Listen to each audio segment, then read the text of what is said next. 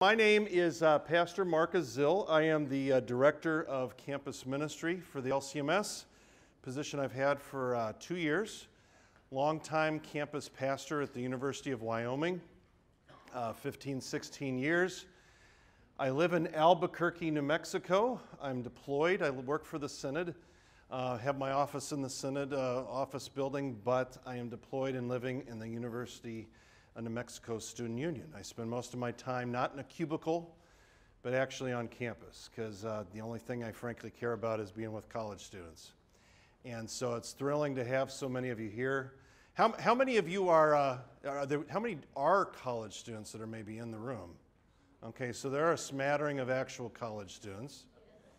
How many of you are going to be seniors in high school and are starting to think about going to college? How many of you are juniors, going to be juniors in college? High school. High school juniors to be, any rising sophomores in high school? We have freshmen in here? Wow, some people are thinking really early. But anyways, one of the things, and hopefully, God, I wish I could show you this stuff. That's all right. If you haven't heard about it, LCMSU, I'll give you a little infomercial at the end, is the name of campus ministry in the Synod. Now, some of you are going to go to Concordias. How many of you are thinking about going to some of our Concordias? Okay, about 15 of you. How many of you are thinking about going to a community college? Raise your hand. You know what? For all of those that raised their hand there's another twice as many of you that didn't.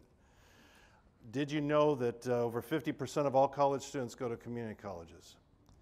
Community colleges are starting to build dorms, and frankly, for my money, you can get as good an education for your first 2 years in most situations by going to a community college.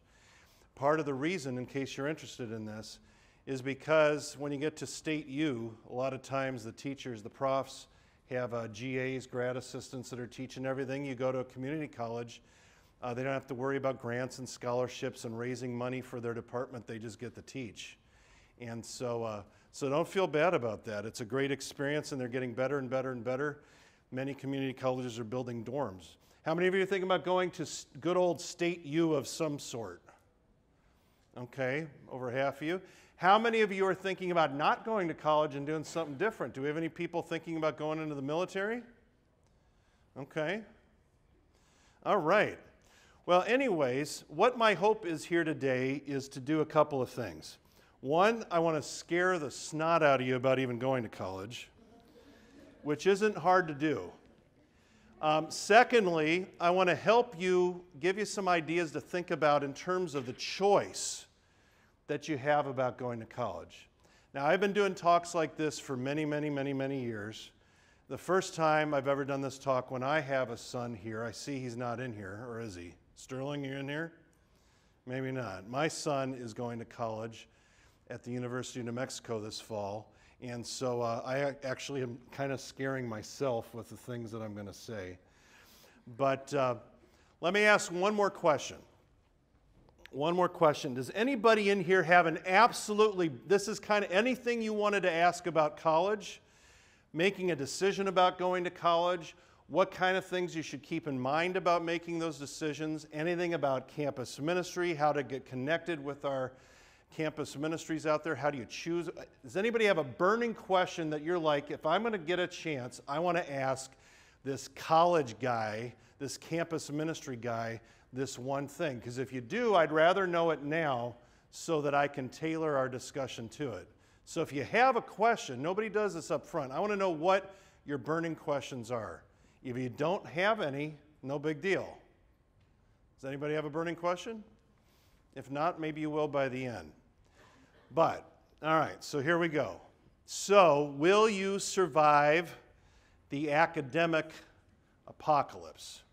Now, you all know, you watch TV, we have an apocalypse for everything, don't we? You've got zombie apocalypses in The Walking Dead. Side note, my wife just picked up, all my family works in the film industry in Albuquerque, and my wife routinely gets to pick up Walking Dead characters. But anyways, at the airport. But it's kind of cool. I don't ever get to go along, though, so it kind of sucks. But, so we have an apocalypse for everything. People are fascinated if you saw Independence Day 2. You know, it's the end of the world on any level. We're concerned about things going on in the world in terms, of course, you all know about, I'm assuming, the shooting up the road in Baton Rouge, the police officers that were shot. 3 of them were killed today. The world's gone nuts, and we see this. And so it's interesting that our art is kind of mimicking our fears about reality. But yet, in a lot of ways, we don't have the background to be able to maybe make sense of it all. And here's the thing I like to think about. One more question. How many of you, I would be really impressed, how many of you have actually ever gone to the moon? Anybody? Nobody's ever gone to the moon. Now, we saw that astronaut, Jeff Williams, you know, calling in, I'm assuming that was recorded, from the moon. Or not from the moon, but from outer space. Do you think he just went there out of the blue? Or do you think he had some rather significant training to know what it would be like to go out into outer space, to be able to be gone for that amount of time, how he had to live in zero gravity and all these different types of things? Well, I want you to think about college, and I'm not talking necessarily, I have a bias towards the non-Concordias, not because they're not wonderful schools, but because you have a little better shot at keeping your moorings if you go to one of our Concordias. But if you go to State U, if you go to one of our secular state universities, which at least half to 3/4 of you raised your hand and said that you were, it's a little bit like going to the moon. Now, you've never been to the moon. You've seen pictures of the moon. You've studied a little bit about the moon. You watch the moon at night. All those types of things, but you've never been there. One of my goals for you, and it's a good start that you're here, is to start early and think through all the things that you need to learn so that when you go to the moon, you show up and you're like, you know what? I came to the moon. I'm ready to be here. I'm not surprised by the hostile theater department prof that lambasted Christianity on my first day of school in Theater 101 class. Why? Because I was taught to understand that this would happen. It is an increasingly scary place to be on campus. I actually believe that the day will come, maybe yet in my lifetime, I'm 49, that we may get to the point in this country that we may not be sending anybody to college because our liberties are severely under attack. I get phone calls from people every day. What do I do? Our group isn't allowed to be on campus. We're not allowed to put this on, and we always were. What's going on? And so in many ways, I get these questions all the time from parents saying, why should I even send my kid to college? Now, I still think it's a place we need to be, and I'm going to explain why. But again, if you're going to go to the moon, you have to be ready for what you're going to encounter when you jump out of your little pod onto the surface of the moon. Now, in order to survive the academic apocalypse, you need to understand your context. What are you going to encounter on the moon's surface? Now, one of the things that I always like to talk about, and you're going to see it right away when you go on campus, you probably already have in high school.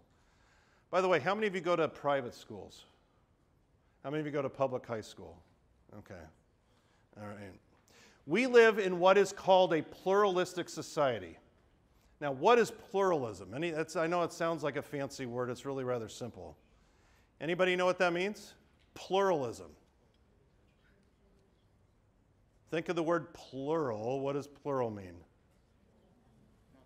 Multiple or many. So it's many, not one. We live in a many society, okay? We're pluralistic in a couple of ways. First of all, we've become culturally pluralistic. Basically, when small groups within a larger society maintain their unique cultural identities rather than become one, they become culturally singular. We're becoming a multiplistic culture. We have multiculturalism all over the place, and we embrace this as a good thing. In fact, increasingly, especially if you're like a white male Christian, you don't reach any quotas for anybody at any college anymore. Many times you're starting to look for, I told my son, who's a white male Christian, to realize that at some point he's not going to get any benefits from that. He's applied to schools, different things, and it's like, well, we're not looking for you. And so we've gotten to the point where our multicultural, pluralistic society is almost kind of becoming a detriment. Not because my kids should have a better shot than anybody else, but because we're getting to the point where we really aren't colorblind at all, and we can see that in our society when we look at it. So you have cultural pluralism. You also have societal pluralism. Several values may be equally correct, even fundamental, and yet in conflict with each other. Okay? People can take contrary views and view them as being okay. So you can see things like you'll see on a college campus, these little buttons that'll say, well, I'm straight, but I'm tolerant. Okay? And so people will take all sorts of opposite views and they think that it's just fine. So we become pluralistic. And here's the scariest one, religious pluralism. My first day as a campus pastor, somebody walked into my office and he said, "Are you the pastor here?" And I said, "Sure." And he said, "Great.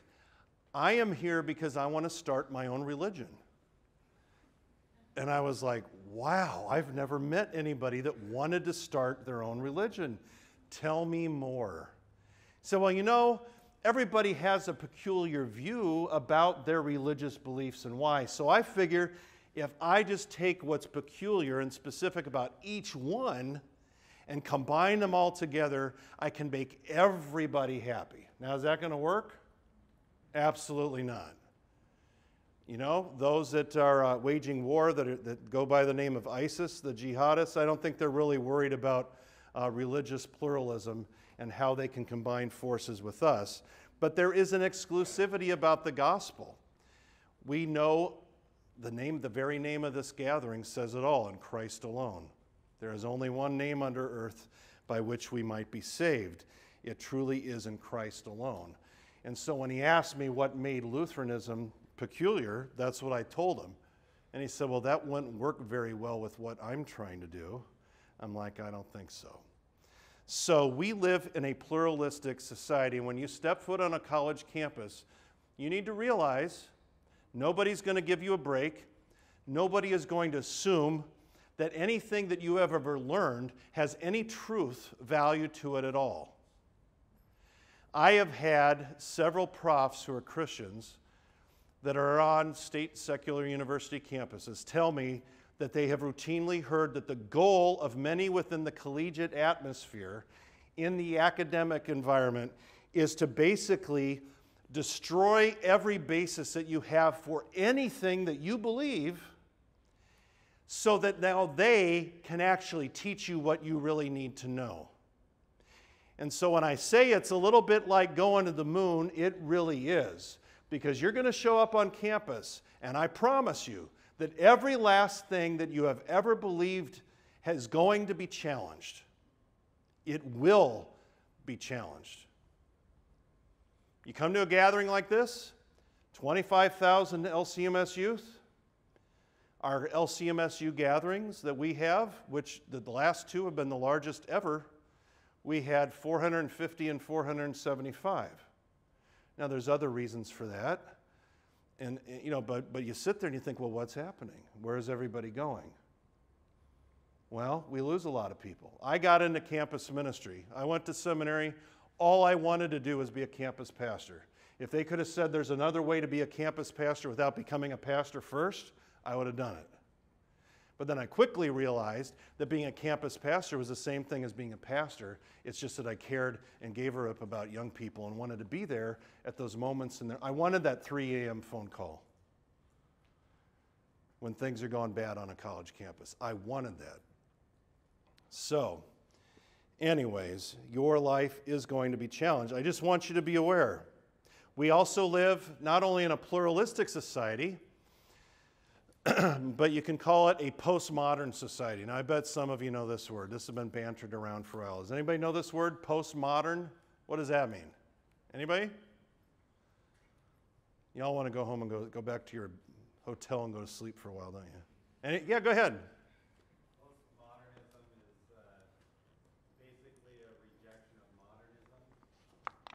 Okay. So there's a tendency to impose a meta-narrative on a community to force them to believe everything about this system's world. And then postmodernism is a rejection of that, saying, no, my story is valid. And in fact, everybody's story is valid. Okay. And it goes from basically the one end is a rejection of modernism to the other end, which is full-on relativism. Okay. Excellent. So in reality, you have this idea, very, very good description. You have a set of dogma and a set of principles that we believe, okay, this is truth. This is very modern thought. This is true. There's objective truth. It used to be a day you'd walk onto almost any college campus, any secular university campus, they'd have some funky Latin phrases. I had pictures of it, but you can't see it, of course. You would see the buildings would have columns and those scary-looking griffin things in front of it. And you'd have Latin phrases that would say, knowledge and truth, as if, we're in the pursuit of these things. That you went to college to pursue truth, that you could find it. It was like the Holy Grail. You go to college, you're going to find and discover and grow in your understanding of truth. We now don't live in that kind of a culture. You don't go to college to learn truth. Postmodernity argues that truth is what we would call, it's a construct. And so we don't have this foundation of objective truth anymore. And you've encountered this before you in school. People get very angry at the thought that you could say, well, yeah, marriage is between a man and a woman. Now, does that go over well today? Heck no. But it's true. Postmodernity says, well, you know what? The implication is that you can have your truth and I can have my truth. No longer does the world care or ask the question that we've grown up with, what does this mean? It's, well, what does it mean to me? In the sense of, like that young man that came into my room, he didn't want to discover the truth about any religion. He wanted to create his own truth about a new religion. And so that is what we're walking into. Pilate himself talked to Jesus when he was interrogating him and asked that very question. What is truth? What is truth? One of the things that you have as an advantage as a Lutheran is that we do see things much more black and white. We are much more modern in this way. We see that colleges are places of gray. Everything's gray. And they want it gray. Because when it all gets gray and smudged together, then you can be rebuilt. But if you see things as black and white, well, that's a problem. And so reality is no longer fixed or determined in any way. It's relative, and it is really up to you to determine what that is. Now, there are certain things that are worth discovering. I always tell people, if they always think, well, this doesn't make any sense to me. Anybody want to be an engineer here? Okay. Anybody want to build bridges? Okay. Now, chances are, if you go over a bridge somewhere, you want the guy that built the bridge and designed the bridge to have believed that 2 + 2 was 4. You don't want to go over a bridge built by somebody that thought 2 + 2 is 5. And for that reason, now this is kind of interesting, the vast majority of young people that go into the hard sciences, and by hard sciences I mean engineering, chemistry, biology, physics, maybe some of the medical sciences, earth sciences and whatnot. I did an informal poll about 8 years ago now, I guess it is, of all of our campus ministry student leaders around the synod. And I asked our campus ministry workers, the young people that come to your campus ministries, do they tend to be more into the hard sciences like that or the soft sciences? English, humanities, theater, philosophy, psychology, et cetera, et cetera. 90% to 10% hard sciences. Any ideas of why that might be? I think it's really intriguing. Go ahead. Well, there's more jobs. That's true, probably, but go ahead. Like they get tired of the science, the stuff that we like, because we don't like on a normal basis, like I don't know. Yeah, I was saying like the hard sciences. You like in school, you don't learn a lot about that. They focus more on like the soft stuff. So like you get away from it more so. Well, it's harder. That's what I was saying about, go ahead back here. It's black and white, like 2 plus 2 is 4. Right, it's just what I was saying. Is that what you're going to say too? Yeah, the hard sciences, now we've kind of weathered, I think, a little bit. I mean, the whole evolutionary thinking is still present. But I think we've gotten used to it, and we know that it's there, and we know how to at least handle it. We're expecting it. But in reality, in the hard sciences, things kind of have to be the way they are. They're observable. You can see it. With the soft sciences, you go into women's studies class, religious studies class. These things become entirely objective. We all know in history classes, U.S. history is being rewritten. I read through one of my son's textbooks the other. I was just blown away at what wasn't in there. And I used to teach middle school history, and so the objectivity is creeping in and running amok in a lot of the soft sciences. So, what are some of the implications? You need to just realize that the purpose of education has changed. Now, there are a lot of I don't want to scare you too much. There are a lot of wonderful professors out there who are very good at their crafts and disciplines, and I don't want to be smart. I'm just saying, in reality, you talk to those that are profs at our college campuses, they're actually harder about this idea than myself. But the pursuit of truth in many of these arenas, these academic areas, it isn't really the goal anymore. It's recreating truth or creating new truth. The supreme virtue on college campus, what do you think that might be? There is one virtue that is supreme above all others. Any ideas? You will get so sick of this word if you're not already. Tolerance. Tolerance, tolerance, tolerance. And of course, those, however, who question the dogma that there are absolutes, like Lutherans, that there are things that are black and white, often get excluded. And so, of course, those who are tolerable are not all that tolerable. The privatization of virtues, and I think this is really significant. Our virtues, what we believe is meet, right, and salutary is good, our morals, our mores, are no longer something that we communally embrace together. Like when I grew up, there are certain things you just don't do these things. You know, you don't get in a police officer's face, for one. If your neighbor says, hey, you shouldn't probably be going over into that vacant lot, I was taught, everybody I knew was taught, you listen to the neighbor because they were an extension of your family, even though they were your neighbors down the street, and you would listen to them. But these values aren't held in common any longer. And so what we have is everything has now been reduced to the individual. This is why you're seeing all this microaggression stuff, all these trigger warnings, all this kind of stuff. It's because everybody is wigged out over the idea that anybody could do anything to harm their viewpoint. And they feel entitled to have their viewpoint at the expense of the fact of everybody else or any idea of any communal thought. Now that's really carries over into the area of religion. And when you show up on a college campus, these types of things are going to come into play.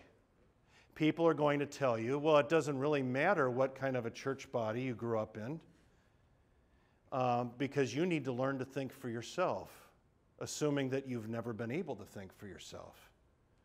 I would never say that being catechized in the faith doesn't mean that you're not able to think. Hopefully you've all learned to be able to think for yourself, and that will be extended. You no longer have debates on college campuses. You don't have debates in society in general anymore, where you have two people getting up and actually discussing and debating among themselves. In this season, we're going to, unfortunately, have more political debates coming up fairly soon. And you will see two podiums. And, well, this might not work out. This is going to be rad. They could charge money for these things, I think, coming up between Trump and Hillary. But what you're going to have is, we don't have debates. What you have is somebody standing at a podium, and they emote their view for 2 minutes, and then somebody else emotes their view for 2 minutes. They don't actually dialogue with one another. This is not encouraged in a college setting anymore. What is encouraged is that you emote what you want to believe and why.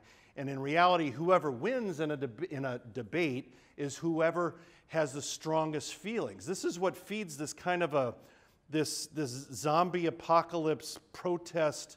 You know, we've seen it the last year, where every single college campus, it seems, had a protest for anything and everything, as if the only way to really get heard and to get your point across is to yell louder than the other guy, rather than actually have a discussion. Okay? And so what we have, this is what we have, the culture of me. It's about me. What I'm entitled to, what I want my truth to be. And in many cases, the university campuses exist to try to cultivate that. Now, I know some of you might not agree with everything I'm saying. I spent a lot of time on the college campus, and I'm certainly not saying that every college campus is this way. But I'd rather you be able to come back and drop me a note sometime or find me on Facebook or Instagram or something, say, you know, Pastor Zill, you were wrong. I have never experienced this. I would say, praise God, that's wonderful. I hope you don't have these experiences. I want you to be ready if you do. Now, let me give you a little bit. Here's what we're going to do. We got about, 35, 40 minutes. I want to give you some straight talk about things you're going to face socially on a college campus. I want to give you some tips about choosing a college. I want to tell you a little bit about LCMSU, and I want to leave some time for questions. Couple tips for getting ready to go to college. First of all, you can't start too early looking. The transition, you will find that you have the opportunity for freedom. And I don't mean that freedom is like, you know, you've been enslaved by your parents, because you haven't been. Your parents have, somebody laughed over here.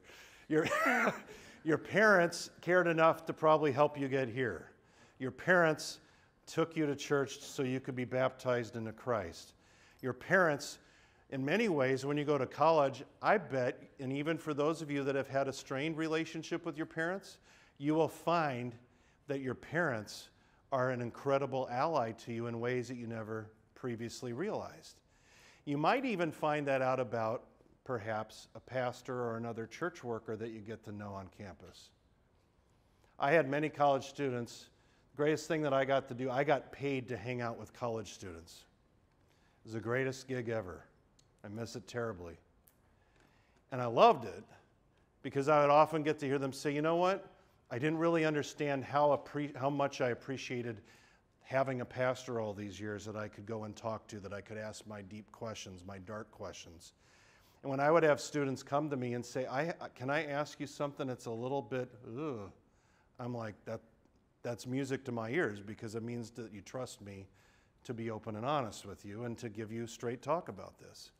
So, but the transition for the amount of freedom, you're going to go from, how many of you does your mom and dad, probably your mom, have to come basically knock down the door on Sunday morning to get you up to go to church? Anybody? Okay, just a few of you. Wow, you guys are good. I have to do that with my kids. But instead of going to church with the same people you've always gone to, sitting in the same old area of church, seeing the same old people, maybe going to church, maybe going to a church and wondering, you know, where are all the other people my age or whatever. Now you're going to go off to college.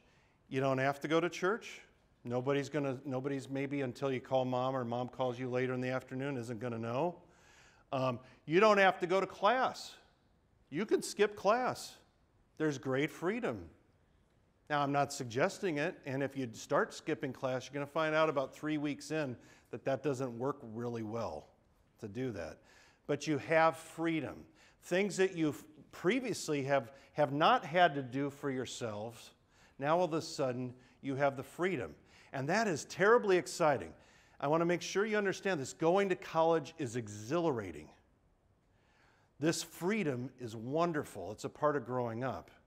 But you're going to quickly learn that it takes a lot of responsibility, a lot of understanding of the stewardship of your time, of your finances, of doing laundry, all sorts of things that maybe you haven't been familiar doing. The biggest questions that you're going to have going to college, one of them is going to be, who are your friends going to be? In my now 20 years of experience in campus ministry, I will tell you that I would bet 80% of the closest friends you have during your college years you will make in your first 6 weeks. You just will. Now, so what does that tell you? It tells you that you need to take very seriously who you hang out with when you first get to school. And I don't care what school you go to, and I don't even care if you go to one of our wonderful Concordias. I went to a private Christian school. You can find places to get in trouble, and you can find places to have fun and not get in trouble. The percentages of what you can do are probably different, but you can get in trouble anywhere. And so choose your friends wisely. Choose your friends wisely. Hang out with good quality people that build you up and push you to even greater things, and to be true to who you are. Good things will likely happen. Hang out with people that just want to party and get in trouble all the time. Bad things will likely happen. This is just common sense. I'm going to skip ahead a little bit in the interest of time. I'd love to talk a lot about marriage, dating, and sexuality, but there's other interest centers on those things. I want to say a word about sororities and fraternities. How many of you think you want to join a frat or a sorority? Raise your hand. Okay. How many of you know you absolutely don't want to join a frat or sorority? Okay. Let me just, I love spending time on this because it's something most people don't know anything about. Of course, there is the drinking, partying, meat market kind of culture that you have, and those things are a concern. I actually have a greater concern with many of them, and that is that many of them have kind of a quasi-religious aspect to them that is generally not understood. My campus ministry at the University of Wyoming, where I was for a long time, every 2 years I would get a phone call from somebody from one of the local Greek fraternities that wanted to use our sanctuary for their initiation rituals on a Friday night at midnight. And I would always be kind of like, well, that's interesting. Well, tell me what you would do. Well, I can't tell you that. I'd say, well, is there something I can read up at least? Well, I can't tell you that. And what you have is kind of a vestige of the cloak of secrecy. And so they wanted to come into my church and to do these blood rituals in my congregation without me being present and without me knowing what they were going to do. Now, do you think I let them do it? Heck no. You know what I did, though? I did offer to come meet with them to tell them about why I couldn't. And they didn't take me up on that.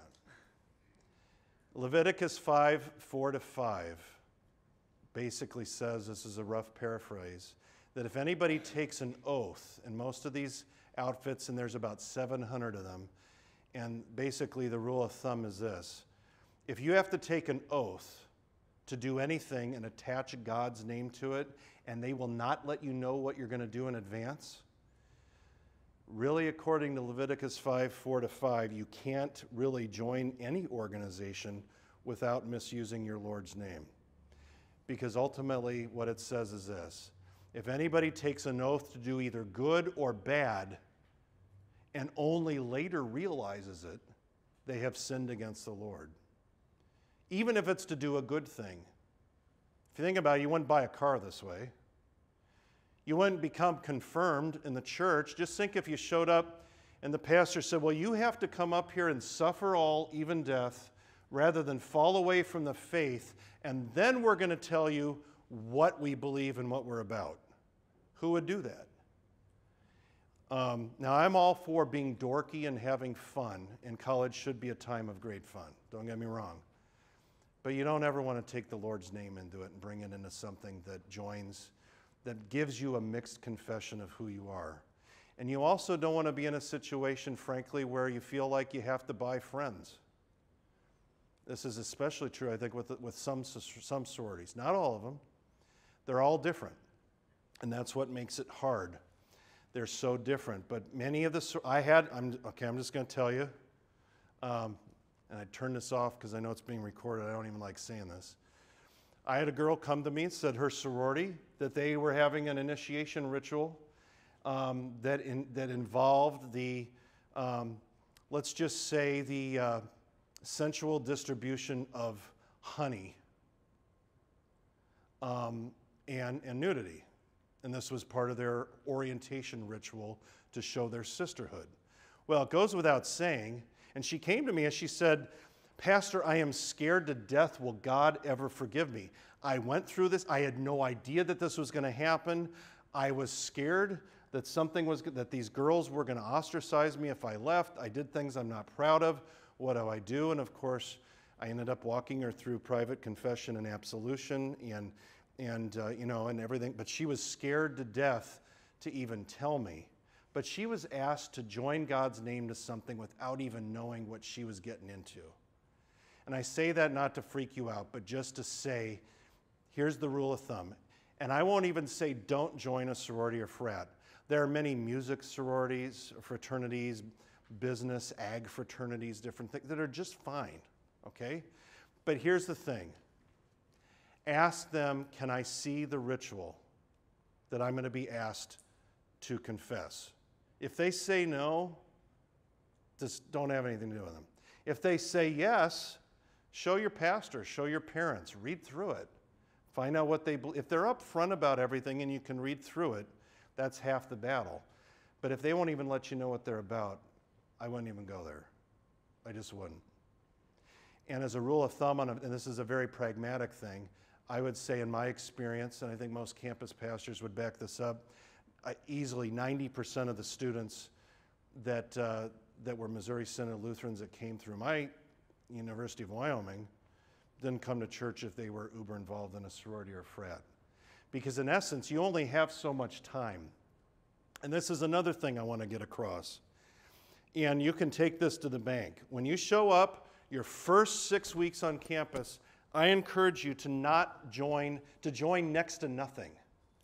You're going to show up and you're going to be hit with 8 million clubs, and everybody wants you to immediately come to their club. A lot of it's really good stuff. Come to the chess club, come to the archery club, I'm very much a big proponent of Students for Life organizations on campus. I love all of it. But you know what? You are going to need time to just get used to being away from home, the loneliness, the separation, the homesickness, figuring out what drawer you put stuff in, figuring out where your classes is. You know what? Anything worth doing a month later is still going to be worth doing. If it's worth doing, it's worth waiting a month for. Just saying. So take your time. Choose your friends wisely. When you show up to college, this is how you're going to be. It's like going to the first buffet line you've ever been at, and you can try everything. And you want to be super involved.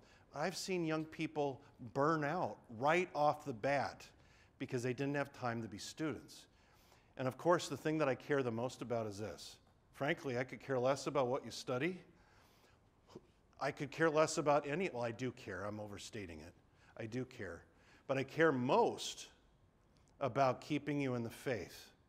I decided to be a campus pastor because I heard a statistic, and it really riveted me.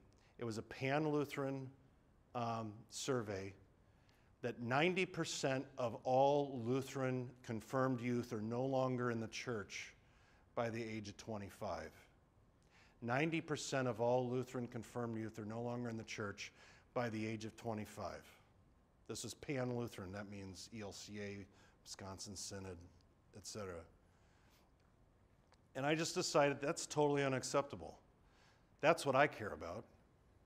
I also care about this. You have a chance to grow in your faith. I don't want your college years to be a time for you to slide out. You know, the world expects you to slide out of your faith. I believe that as a baptized children of God that you are, that if you understand what it's going to be like to go to the moon, and you understand what you're going to be dealing with, and you choose your friends wisely, and you stay connected to the things that really matter, because ultimately, what good is it for you to gain the whole world and have a double or a triple major by the time you leave if you lose your soul? I have 7 nieces and nephews. 6 of them are no longer Christians. They all went to Ivy League schools. The one, and that doesn't mean if you go to an Ivy League school, I'm not saying it's all bad. But my point is, they had the whole world. They had the academics.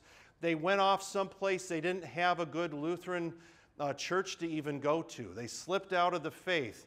And they all have great, high-paying jobs.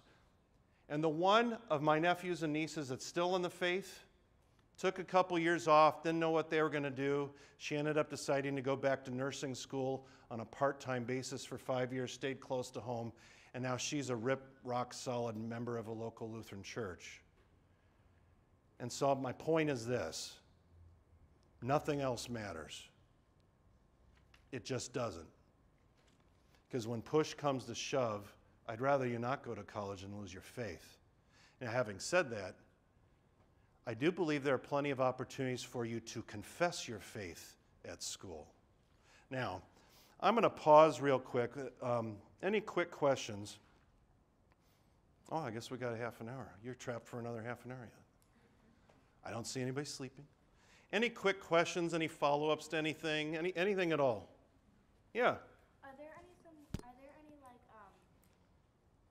really like well-known like Lutheran or Christian clubs that you really recommend, or are there some Christian clubs that you maybe don't recommend for certain reasons?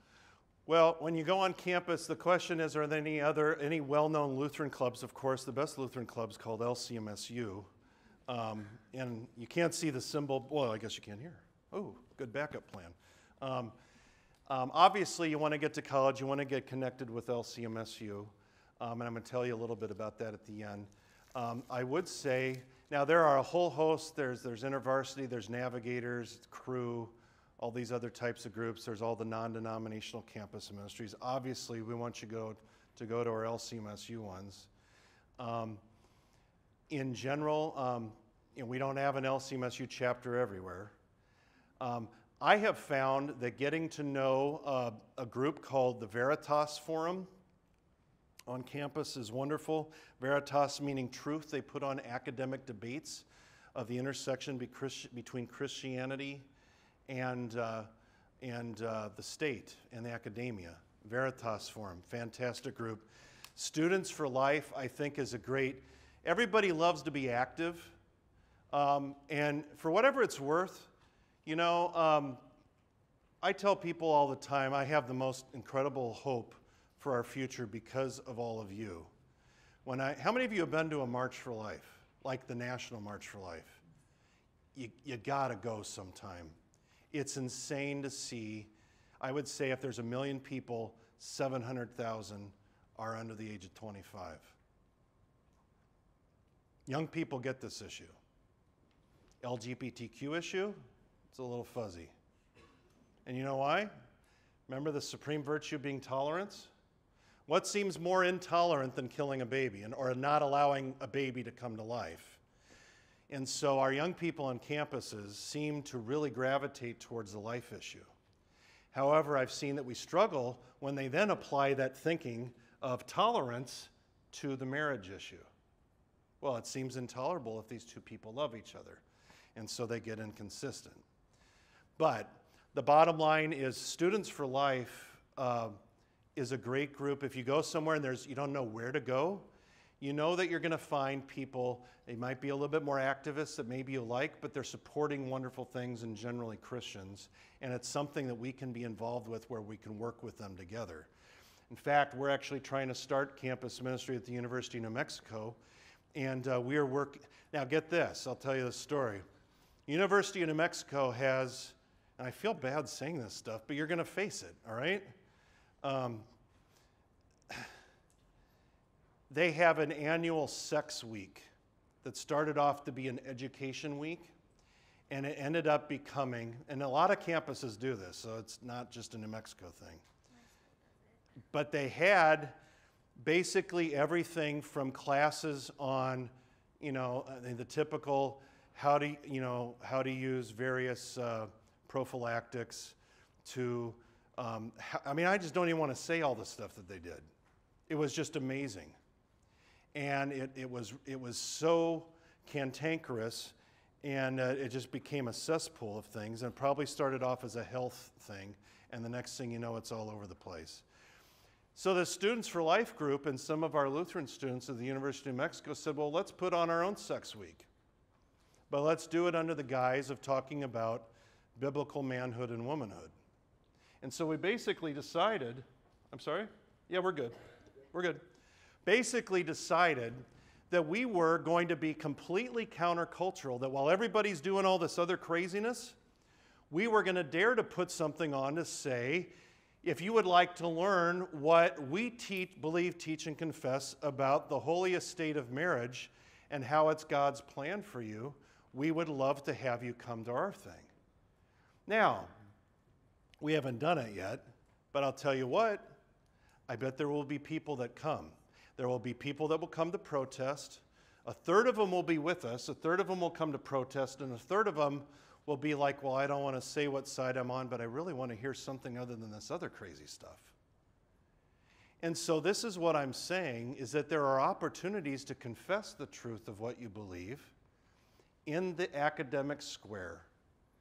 And in many ways, it's an exciting place to be.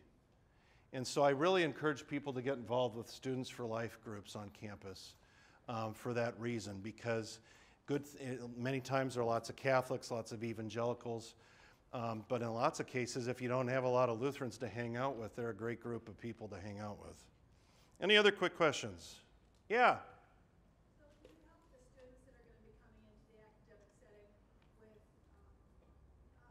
words or concepts to help them deal with that conflict of challenging of their faith, creationism, those things by professors, by other students? Can you help with some of the verbiage? Well, I'm not sure, what do you mean by verbiage? Well, if they're challenged in a non-religious university, the fact that believing in creationism isn't worthwhile, or how can you consider that? Or the challenges of speaking up against a heterosexual marriage. Sure. Well, that's a great question. One of the things, and this is a new area for us, we're putting on every 2 years we have a college-age conference.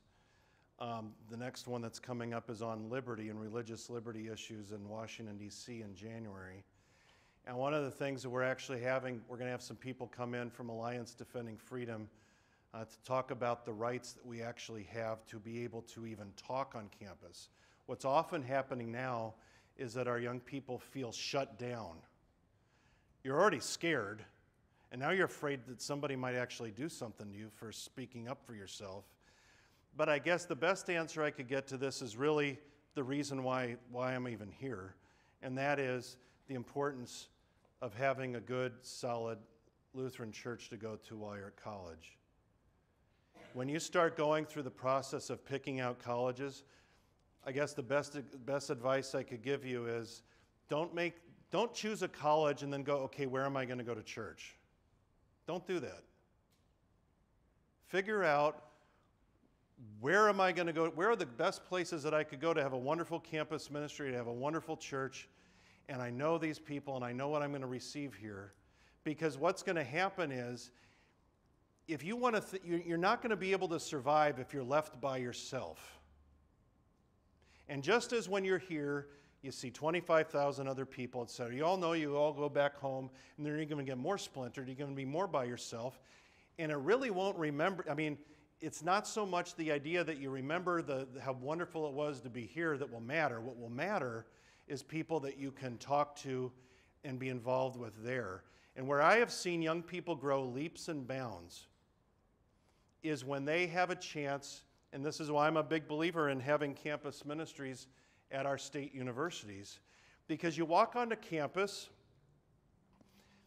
and they're teaching you English and engineering and nursing or whatever, and then you walk into the local campus ministry, and it's like an oasis that you never knew existed before, of having a place in the desert to go and receive cool water. And for many people, the opportunity to have that rhythm of being in the world, but then being able to get in that rhythm of going to church, hearing God's word, receiving the Lord's Supper, growing in your faith, stepping back onto campus and being challenged, you can grow leaps and bounds in this experience, even though you have these challenges of what's going to be thrown at you on a college campus. And anything I could say to any context you're going to find yourself in is going to be completely different. A different type of professor, a different type of issue. It could be almost anything. And so the best thing that you need to have is you need to be grounded with the body of Christ where you're at. You just have to. And it's just mandatory. You know, take heed lest you fall if you think you just go through 5 years of any state secular university and come out the same way. If you don't go to church, you don't receive Christ's gifts, and you just fend for yourself. Now, real quick, so there are a lot of challenges. There's a lot of decisions to make about who your friends are going to be, what kind of clubs to join, what you do with your time, what you're going to do with a career. Don't feel bad if you don't know what your major is going to be. 3.2 young people change their mind in their first 3 years of college. 3.2 times. So don't feel bad about any of that. And remember that your other vocations still matter. You might be at college to primarily be a student, but you're still a son or a daughter. You're still a citizen of the country. You're still a brother or a sister. And you're still a baptized child of God. And you need to nurture these vocations too. All right, just a couple minutes left here. Let me see what time it is.